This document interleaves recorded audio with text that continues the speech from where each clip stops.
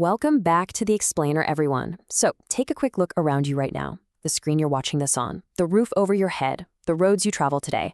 We kind of take it all for granted, right?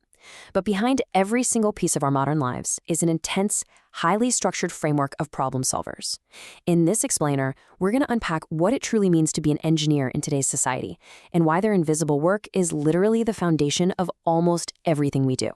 Here is our roadmap for today's Explainer. We'll start with scientists versus engineers, look at what makes a profession, ask is engineering a profession, cover what engineers actually do, dig into the elements of professionalism, and wrap up with engineering departments. Let's jump right in. Section 1, Scientists versus Engineers. To really understand what an engineer is, we first need to establish a stark contrast with a field they're often grouped with. There's this fantastic quote from aerospace pioneer Theodor von Karman. He said, "Scientists discover the world that exists. Engineers create the world that never was." I absolutely love that framing. It sets up the philosophical difference perfectly. One discipline is looking outward to observe, while the other is looking forward to build. It's a totally different mindset. Scientists are essentially investigators out in the field. They're analyzing phenomena and fundamentally asking, okay, why does this happen? Their whole goal is explaining the reality we're already in. Engineers, on the other hand, pivot entirely from that. They look at a blank canvas and ask, all right, how can I make this happen? Their primary goal is actively improving our world by creating something entirely new. So for a scientist, the ultimate prize is knowledge itself, unlocking the deep mysteries of physical processes. But for an engineer, knowledge is really just a tool in the toolbox. They take those exact laws of physics and actively wield them to build devices, structures, and processes that solve real human needs. Moving on to Section 2, what makes a profession?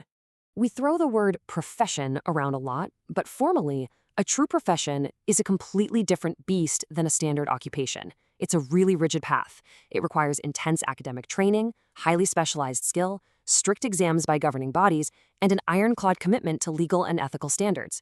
You don't just do a profession, you're bound by it.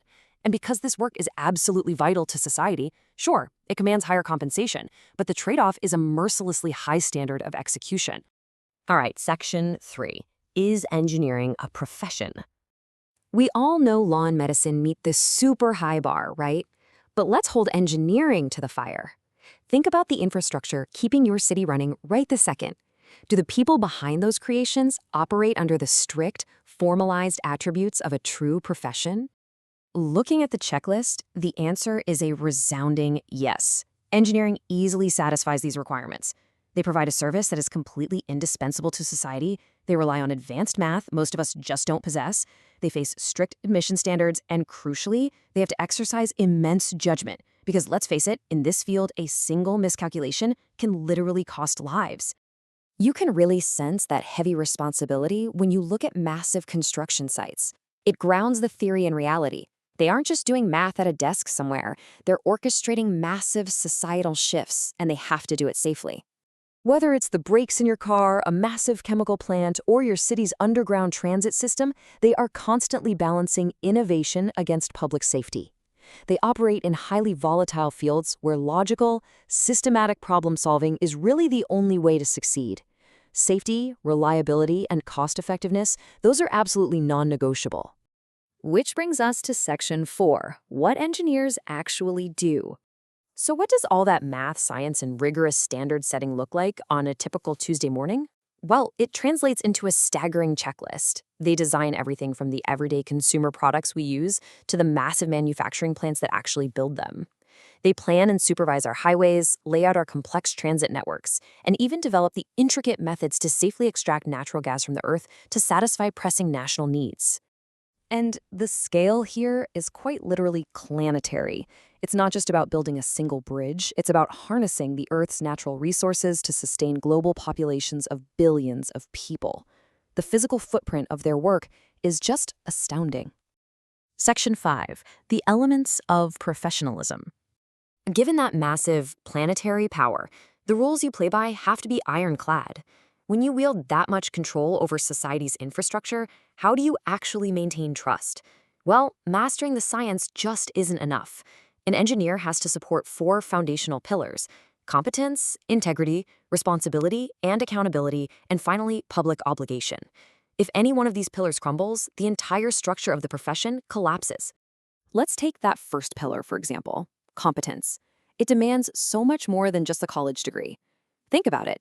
If you can't communicate a critical design flaw to your team or successfully manage a project budget, all your technical genius is essentially useless. True competence demands business acumen, relevant experience, strong leadership, and a really strict commitment to continuing professional development. You can never, ever stop learning. But beyond competence lies character. Engineers are constantly weighing choices where cutting a corner might save millions of dollars, but it could easily compromise public safety. True professionalism dictates an unwavering commitment to holding oneself accountable and making the right choice, prioritizing the public's well-being above all else. Every single time. No exceptions. And finally, Section 6, Engineering Departments. To wrap things up, let's look at the incredibly diverse landscape where these professionals actually ply their trade. The specialization is incredible. Mechanical engineering dives deep into things like fluid dynamics and thermodynamics. Electrical engineering scales from massive power grids all the way down to microscopic microchips. Civil engineering shapes the very cities we live in through structural and transportation design, while computer science pushes us into the future with artificial intelligence and complex data networks. And you know what? That is barely scratching the surface. The profession also encompasses industrial, petroleum, aerospace, nuclear, bioengineering, and mechatronics. From aerospace engineers exploring the stars to bioengineers fighting disease at a cellular level, there is a specialized department designed for almost every challenge humanity faces. It's a truly boundless scope of application. Which brings us to the end of our roadmap, and really, right back to where we started. As these highly regulated, ethical problem solvers continue to design the infrastructure of tomorrow, what world that never was will they create for you next? I hope this explainer has given you a newfound appreciation for the engineers operating quietly behind the scenes of our modern lives. Stay curious, keep learning, and pay attention to the intentionally designed world all around you.